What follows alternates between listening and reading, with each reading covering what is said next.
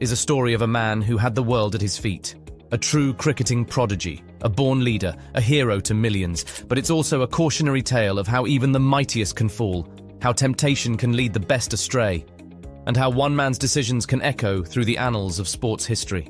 This is the story of Hansie Cronje. Born on September 25, 1969, in Bloemfontein, South Africa, Wessel Johannes Hansie Cronje seemed destined for cricketing greatness from the start.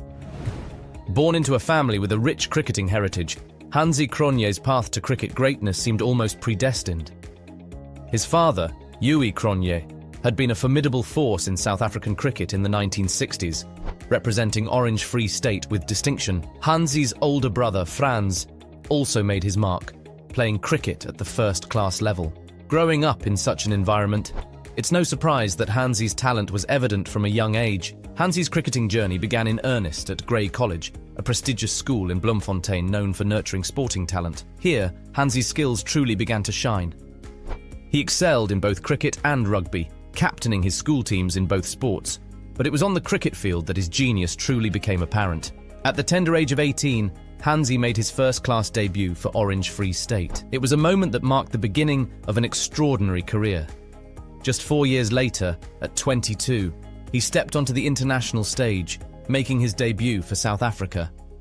It was evidence of his prodigious talent and the impression he had already made in South African cricketing circles. Hansie quickly became an integral part of the South African side, impressing with both his batting and bowling skills. He was a natural all-rounder, equally adept at scoring runs and taking wickets. But it was his leadership qualities that truly set him apart from his peers. In 1994, at just 24 years of age, Hansie was appointed captain of the South African team. It was a remarkable achievement, a proof to his maturity, his cricketing acumen, and the respect he commanded from his teammates. And he didn't just lead, he excelled in the role.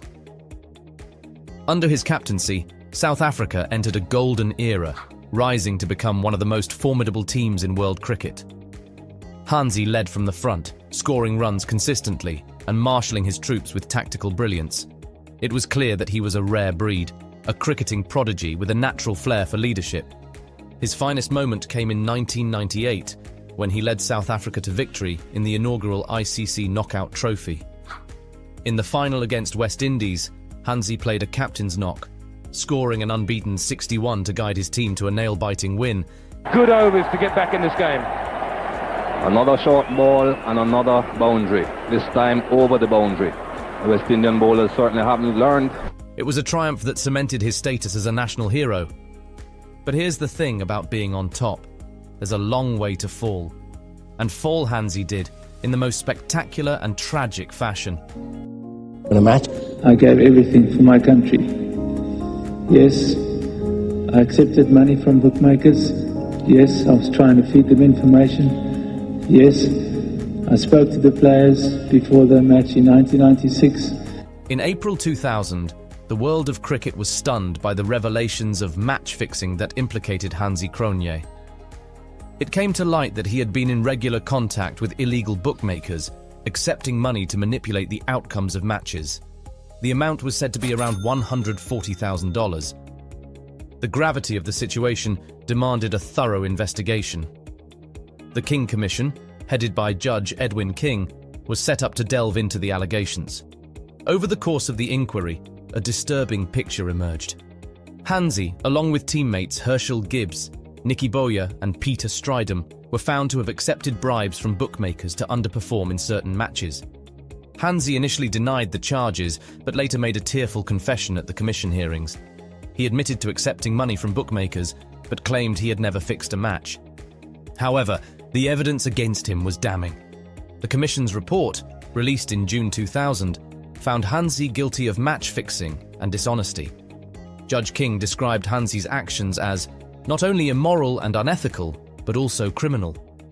The United Cricket Board of South Africa promptly banned Hansie from all cricket activities for life. The fallout was immense. South African cricket was plunged into crisis, its reputation in tatters. Sponsors pulled out, fans were disillusioned, and the very integrity of the game was called into question. For Hansie, the personal toll was devastating. The man who had been the golden boy of South African cricket the embodiment of sportsmanship and integrity, was now a disgraced figure. His cricketing achievements, which had once seemed destined for legend, were now forever tainted by the spectre of corruption. Now let's talk about the tragic final chapter of Hansie Cronje's life. The fateful plane crash that cut his story short. June 1st, 2002, Hansie Cronje boarded a cargo plane as the sole passenger, headed for his home in George, South Africa. But he would never make it. In a cruel twist of fate, the plane crashed into the mountains near George, killing Hansie and the two pilots instantly. He was just 32 years old. The shocking news sent shockwaves through the cricketing world, and many were left grappling with the tragic loss of a once brilliant cricketer whose life and career had been cut short so abruptly. It was a somber end to a story that had already taken so many dark turns. And look at those mountains, and those mountains are where Cronje died in a plane crash 10 years ago. It is a story that throws up a lot more questions than answers. Despite his tarnished reputation, many mourned the loss of a once great cricketer and leader. Some even whispered of conspiracy, suggesting that Hansie had been silenced by the very match-fixing syndicates he had once colluded with. Hansie Cronje's story is a Shakespearean tragedy, a tale of hubris and downfall that echoes through the ages. Here was a man who had everything: talent, charisma, leadership, adoration. But he also had a fatal flaw, a weakness for the allure of easy money. And that flaw, ultimately, led to his undoing.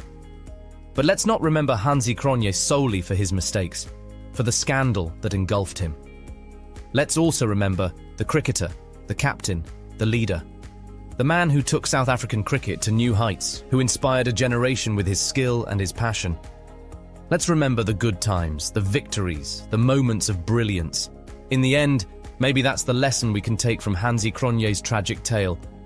That we're all capable of great things, but we're also capable of great mistakes.